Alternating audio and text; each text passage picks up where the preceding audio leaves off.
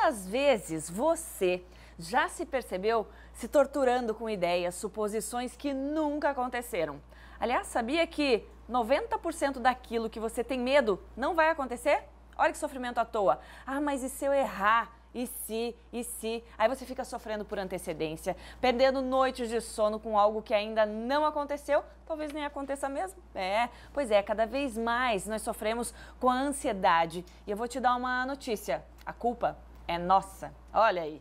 Participe então com a gente dessa conversa com o nosso WhatsApp, que está aí na sua telinha, que eu recebo agora a psiquiatra Melissa Horvat de Lima. Doutora Melissa, seja bem-vinda, tudo bem? Boa tarde, Gisele, tudo bem com você? Obrigada por estar aqui com a gente. Doutora, eu vou começar com o seguinte. Eu quero citar uma frase que a doutora mandou para mim, que é do Mark Twain. Mark Twain. Eu vivi uma vida horrível, a maior parte da qual jamais aconteceu. Ou seja, doutora, isso quer dizer que a ansiedade é um resultado da forma como a gente age diante das situações? Com certeza, né? É um resultado da forma de como a gente encara a vida, né? A ansiedade, ela é fisiológica, todo ser humano tem, a gente tem que passar por isso, tanto o medo como a ansiedade. São mecanismos de defesa do ser humano. O problema é quando passa do limite. Todo mundo tem ansiedade frente a situações inesperadas. O problema é quando começa a incomodar e quando a gente não sabe como lidar mais com essas situações. Por exemplo, eu estava até refletindo a respeito dessa entrevista e aí eu pensei, tá, mas não tem como a gente simplesmente dizer assim, eu não vou pensar nisso. Tem uma entrevista de emprego amanhã e não vou ficar ansiosa, não vou ficar pensando naquilo. É impossível, a gente está sempre querendo prever as coisas, até como você disse, né? Como mecanismo de defesa, eu quero prever o que pode acontecer para eu já me defender. Mas é isso que faz a diferença, até onde eu sei que eu estou dentro de um limite saudável. Existe graus de ansiedade, cada um tem graus para lidar com determinadas frustrações. E com certeza quando a pessoa tiver uma entrevista de emprego, ela vai ficar ansiosa, talvez durma menos aquela noite, mas é normal isso. O problema é quando aquilo persiste, né? E aí a gente vai falar um pouquinho sobre os transtornos de ansiedade. Quais são eles? Então, os transtornos de ansiedade, eles costumam ser crônicos.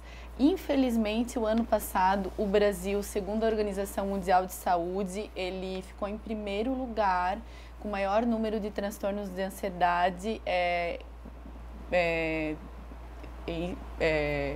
entre outros países? Entre todos os outros países do mundo. Nossa, né? Que triste. Isso é assustador. Então, eu acho importante a gente alertar um pouquinho a população para saber como a gente pode prevenir isso, como pode procurar ajuda. O curso desse transtorno de ansiedade, geralmente, ele é crônico e causa muito sofrimento psíquico para quem tem. E aí a gente não sabe lidar e cada vez vira uma bola de neve. Tem como descartar doenças orgânicas, uso de drogas? Como é que a gente faz isso? Então, geralmente tem que ser feito quem geralmente observa isso é o clínico geral. Existem várias doenças orgânicas, entre elas uma bem comum os distúrbios da tireoide, o hipertireoidismo, que seria uma delas, e o uso de drogas também, que pode ser confundido com transtorno de ansiedade, né? Uma coisa que a gente vê também que chega muito ao consultório, que a pessoa fala assim, ai doutor, eu tenho pânico. Aí você tem que saber diferenciar o que é o pânico. Você pode ter só crises de ansiedade, você pode ter episódios de pânico e você pode ter transtorno de pânico. Para você ter episódio de pânico, essa duração dos sintomas, que pode ser taquicardia, sudorese, sensação de desfalecimento, enfim, uma série de sintomas, elas têm que ter a duração de 10 minutos. Para você ter o transtorno de pânico, você tem que ter geralmente de 2 a 3 episódios em um mês, caracterizados dentro de um mês, para ser considerado transtorno de pânico e realmente dá um sofrimento psíquico muito grande. A pessoa abandona tudo, né? Abandona não consegue tudo seguir. E realmente já passou, não é uma crise de ansiedade, né? E aí realmente tem que tratar, tem que procurar um profissional de saúde.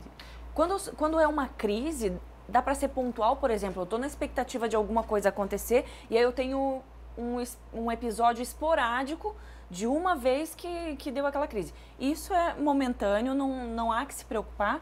Não, aí quando é esporádico, existem exercícios de relaxamento, às vezes, muitas vezes, atividade física, exercícios de respiração, caminhada, yoga, ajuda muito a pessoa quando é esporádico, Entendi. né?